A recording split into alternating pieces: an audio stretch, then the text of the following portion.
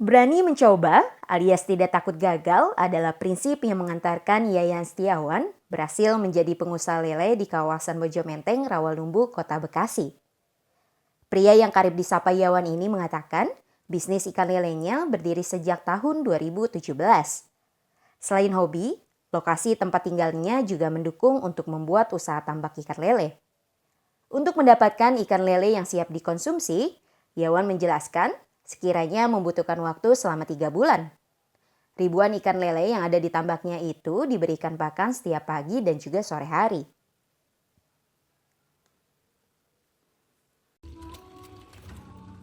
Tempat wisata yang berada di kawasan Bekasi ini situ Rawagede. Di sini total ada ribuan ikan lele dan ketikan. Halo, selamat siang Pak Yawan. Siang. Pak Yawan, ini bisa dijelaskan, ini kan tambak ikan lele yang ada di kawasan Mojomenteng, Rawalumbu, Kota Bekasi. Ini tuh udah berdiri sejak kapan dan aktivitasnya apa aja sih Pak? Udah berdiri 5 tahun yang lalu, persisnya di situ Rawagede. Di situ Rawagede. Iya, Bekasi. Bersebelahan ya Pak ya? Ya, Kelurahan Bojong Menteng, Kecamatan Rawalumbu. Oke, udah dari tahun berapa Pak ini buka tambaknya Pak? Dari 5 tahun yang lalu berarti 2017. Iya, 2017-an ya. Uh-uh. Oke.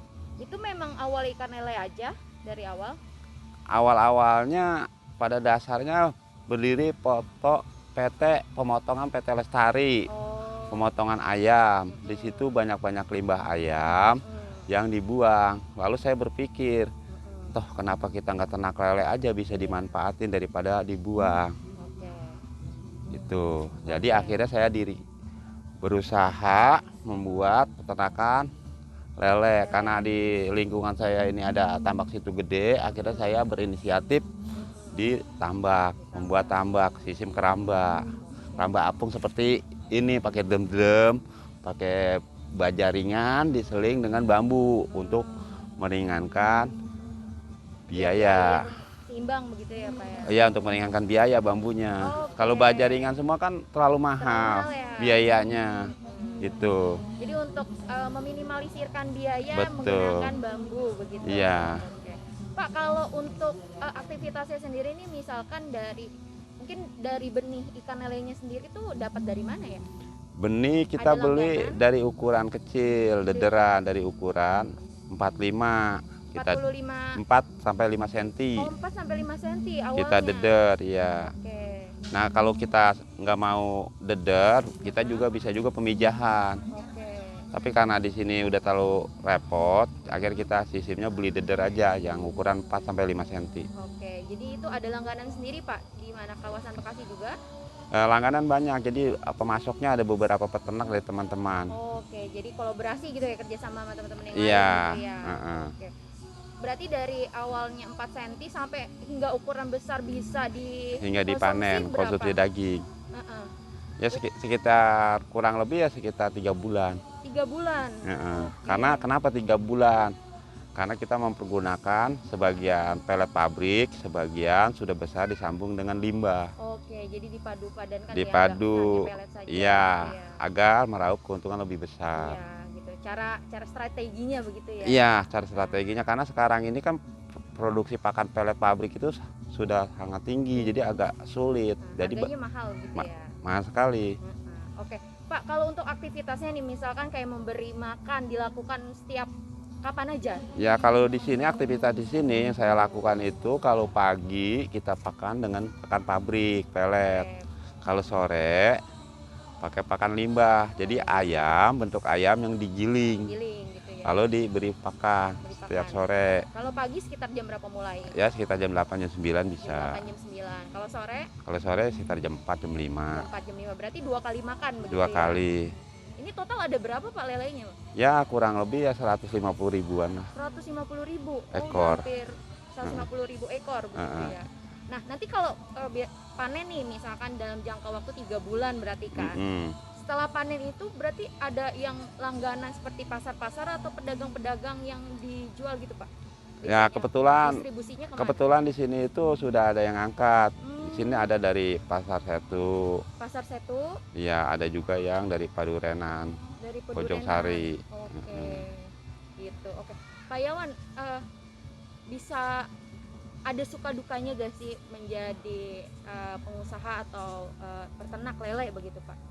Setiap usaha itu banyak tantangan dan rintangan, yang terutama untuk pemula ya, terutama sebelum usaha itu diteliti dulu. Satu, kedua, yang paling dominan itu harus pegang ilmunya dulu.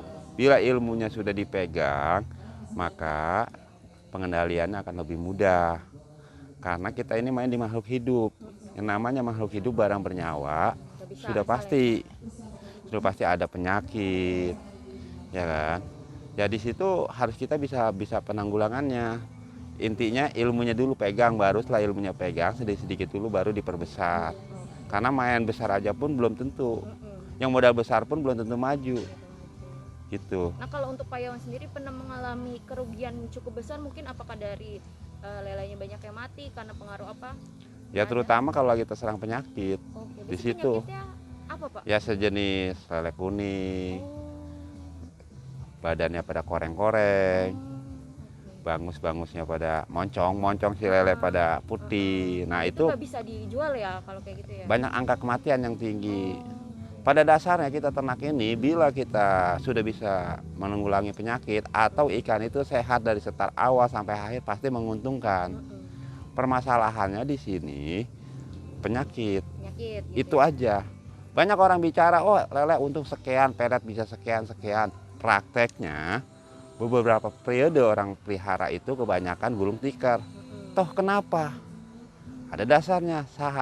Sekali 2 kali panen dia bisa menguntungkan bila lele itu sehat. Tapi sekali dia kena penyakit, maka keuntungan itu akan habis dengan kerugian yang terkena penyakit itu. Itulah kendalanya, lika-likunya di peternakan lele. Banyak orang bicara di YouTube di mana, wah, ternak lele bisa menguntungkan, menjanjikan. Iya, menjanjikan. Intinya bisa nggak merawatnya. Itu. Pada dasarnya pakai pakan pabrik juga bisa untung sampai 2-3 ribu per kilo. Itu pun kalau ikan sehat. Cuma ada cumannya, dari 2-3 ribu itu per kilo untung, kita kan kudu bayar tenaga kerja.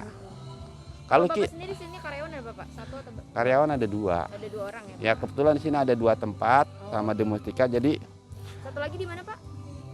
Di Mustika lagi, di Mustika dua-duanya lagi ngangkat ikan. Gitu. Lebih besar yang di Mustika atau yang di sini?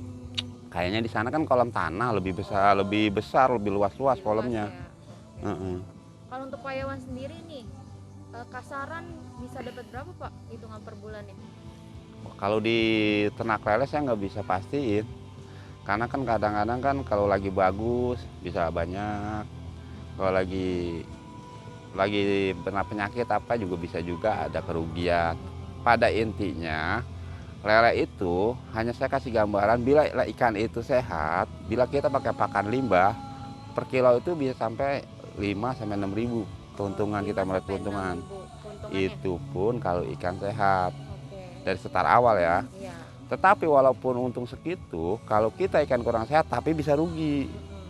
Karena dari sekian ikan yang kita tanam paling yang kepanen bisa sampai 30% atau 20%, sisa ikan mati. Itulah kerugian. Makanya saya bilang tadi harus dipelajarin ilmunya dulu. Kalau ilmunya sudah dipelajari, sudah bisa, baru bisa menguntungkan. Berarti kayak Pak Yawan kalau distribusi ke pasar Setu gitu jualnya bilangnya per kilo atau apa? Per kilo. Per kilo dengan harga? Sekarang ini per kilo harga 18.500. 18.500. Iya, untuk area Bekasi. Mungkin kalau untuk area Jakarta itu mungkin sekitar 21 sampai 22. Jadi di sini masih Ya, lebih murah ya Pak? Lebih murah. Oke Pak, harapannya ke depan apa nih Pak sebagai pengusaha tambak ikan lele begitu? Ya harapan kita petani-petani lele, teman-teman rekan-rekan yang separtner atau yang sama-sama profesi bisa lebih maju. Pemerintah juga bisa menekan itu harga pakan lele agar petani yang kecil-kecil ini bisa berjalan usahanya. Itu yang paling utama. Iya betul, biar perekonomian juga bisa iya. Ya, Pak, setelah pandemi. Ya, bagaimana kita bisa berjalan ternak lele kalau pakannya melambung terlalu tinggi? Lah petani apa yang didapat? Sedangkan petani kan punya keluarga. Sedangkan pemerintah bagaimana gitu ya. Harga udah melambung, mungkin ya secara ininya di pemerintah juga tahu harga lele berapa, harga pakan berapa, dia juga orang-orang pintar semua bisa menghitung. Gitu kan. Jadi harapannya pakan jangan jangan terlalu tinggi. Iya, pemerintah bisa menekan itu. Kan segala sesuatu kan jadi dari pemerintah. Tanpa adanya dukungan pemerintah, tanpa ini ya petani yang kecil mana bisa berjalan. Gitu. Baik Pak Yawan, terima kasih ya Pak atas waktunya. Oke, sama-sama. Oke.